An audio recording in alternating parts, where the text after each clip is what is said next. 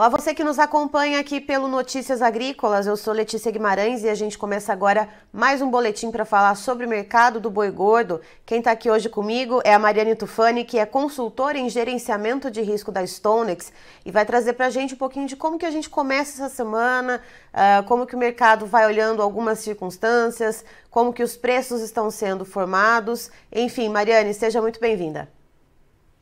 Bom, primeiramente, bom dia. Eu que agradeço mais uma vez pelo convite. Mariane, na semana passada a gente viu o mercado futuro mexer um pouquinho nas cotações ali na B3. Na terça-feira a gente percebeu uma queda, na quarta uma certa recuperação, na quinta a gente já viu o mercado andando ali meio de lado.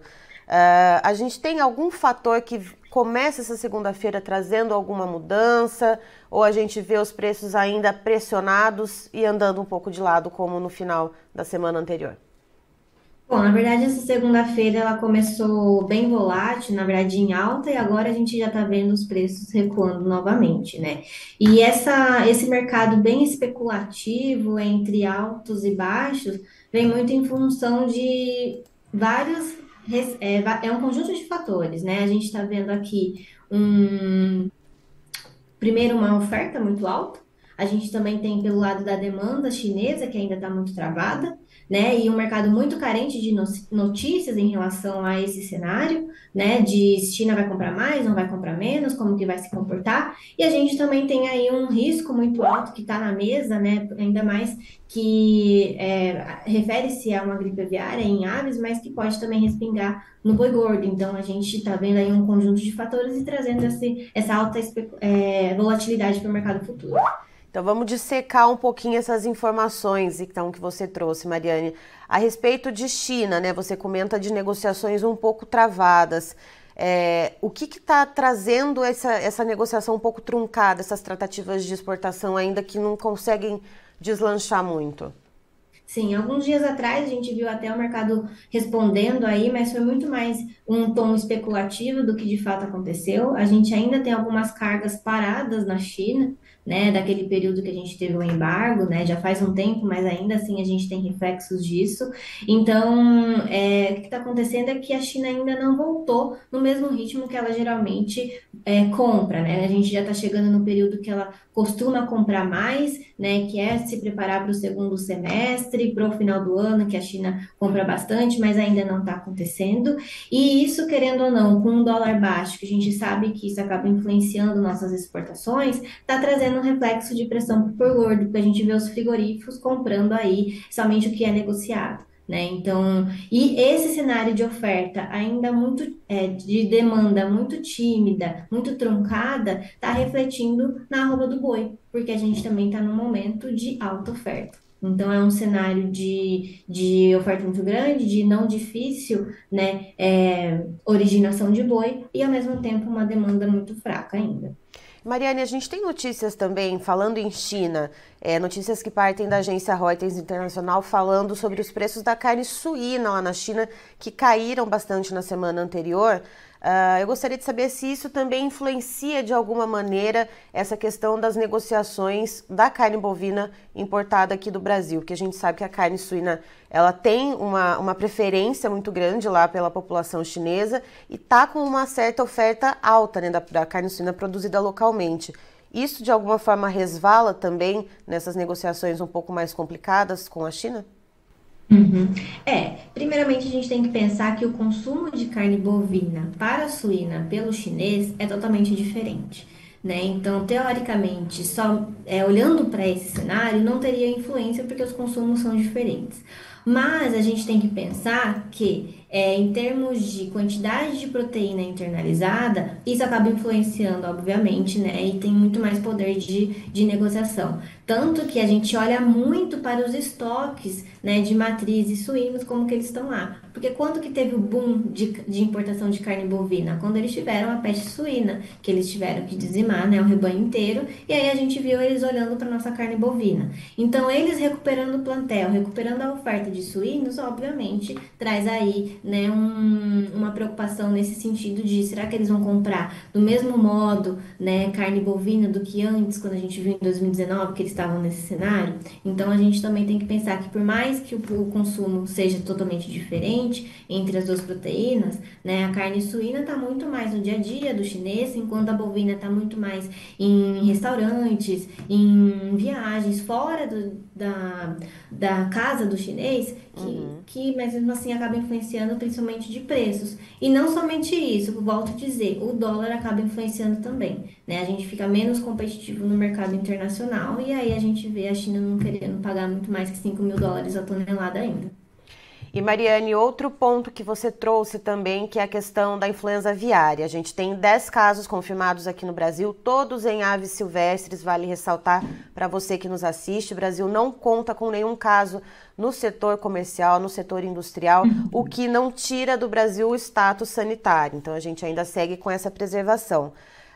E Mariane, você comentou que o mercado que o mercado do boi já olha para essa questão da influenza aviária também e já está ali tentando se proteger de alguma maneira?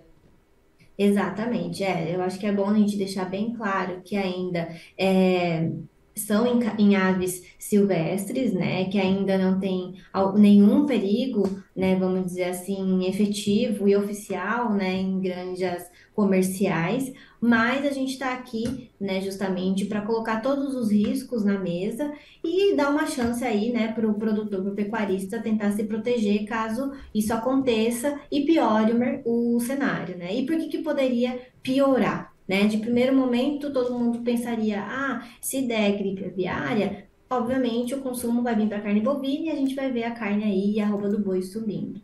Mas a grande questão é que a gente está falando de proteínas concorrentes em relação a preços, né, e consumo. Então, se a gente tem a gente chega a gripe aviária em grandes comerciais e a gente tem aí uma barrar exportação de frango, que a gente é o maior exportador de frango do mundo, a gente vai ter uma alta oferta de aves de frango aqui, né, no mercado interno. Então, a gente teria aí um boom de proteínas de frango. Quando a gente tem um boom de proteínas de frango, a gente vê o quê? Preços caindo dessas proteínas. Consequentemente, a concorrente suíno também cai e, consequentemente, a bovina também cai. E isso, querendo ou não, traria uma pressão a mais para a arroba do boi gordo. Hoje, com essa oferta atual, a gente já está vendo no atacado que os preços estão caindo, assim como no varejo, que há muito tempo não caía, né? Se a gente tiver aí ainda mais uma oferta de todas as proteínas, a gente pode ver uma queda um pouco mais intensa. Então, esse que é o perigo, tá? Que a gente precisa ficar de olho. Só para vocês terem uma ideia, hoje a gente está falando de um boi casado no atacado de R$ 17, o que equivale a uma arroba de 255, que é exatamente o que o mercado futuro está precificando. Se a gente falar que vai cair mais R$ 2 no atacado, vir para 15, a gente está falando de uma arroba de 220 cenário, tá? E que é muito perigoso em relação à pressão nos preços da arroba do boi gordo. Certo, Mariane. E aí, em relação a isso, né? A gente, ainda, enquanto o mercado só olha para essas possibilidades, né? Enquanto né, nada se confirma em relação a granjas comerciais, o mercado, qual que é a tendência? É de se manter lateralizado, porque a gente tem esse cenário de oferta que já é consolidado, é o ciclo pecuário, é do mercado mesmo, é da atividade, né? E isso já era uma questão, um ponto pacífico de que deveria ser um ano de alta oferta.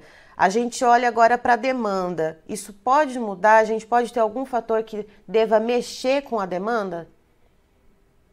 Bom, exatamente. Se a China parar de ficar tímida nessas negociações, a gente pode ver aí um segundo semestre voltando aí para casa de 280, né? Então, isso seria um cenário muito melhor do que a gente está vendo hoje, né? Então, a oferta, como você mencionou, já está dada, né? A gente vê aí em alguns estados mercados fechados já escala para setembro e outubro, principalmente porque o pessoal está comprando boi magro nesse período, então esses animais vão sair por essa época.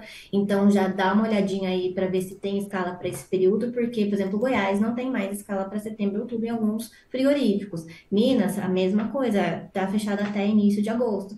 Então a gente tem aí um cenário ainda muito lateralizado e o que mudaria esse cenário aí seria, obviamente, essa demanda um pouco mais intensa, né, pelo lado da China.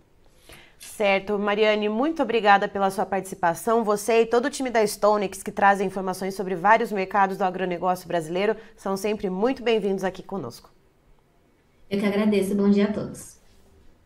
Tá, então estivemos com a Mariane Tufani, que é consultora em gerenciamento de risco da StoneX, nos falando um pouquinho de como a gente dá início nessa semana em relação ao mercado do boi gordo.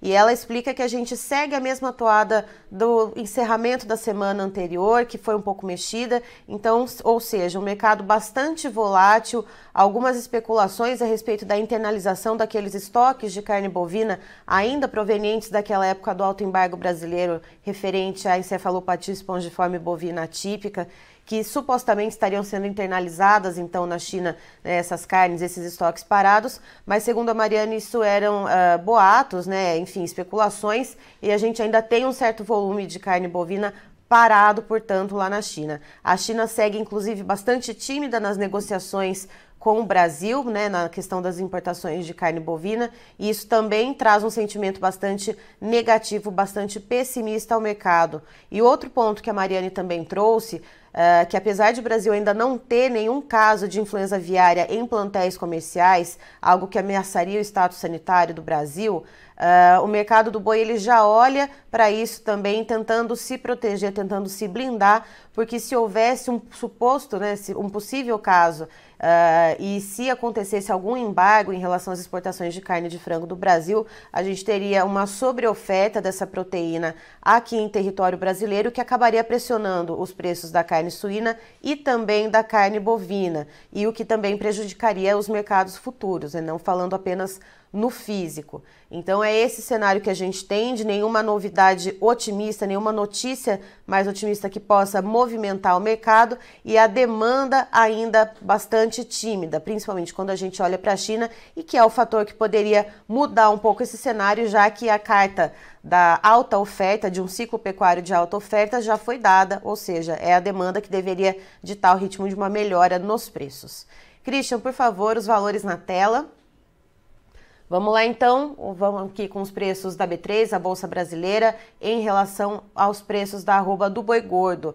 Contrato de maio, que daqui a pouco sai da tela, a gente tem uma leve queda de 0,14%, valendo R$ 253,85. Para junho, a gente já tem uma melhora de 1,46%, com a arroba cotada em R$ 246,55.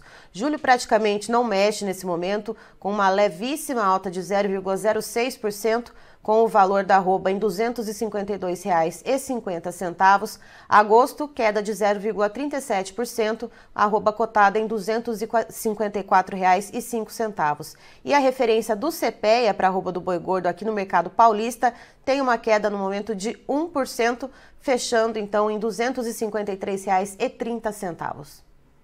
Eu encerro por aqui, já tem mais informações para você, fique ligado!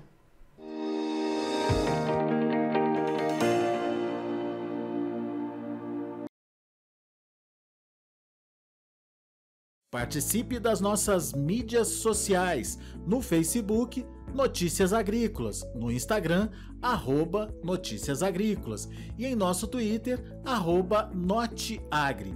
E para assistir todos os vídeos, se inscreva no YouTube, na Twitch, no Notícias Agrícolas Oficial.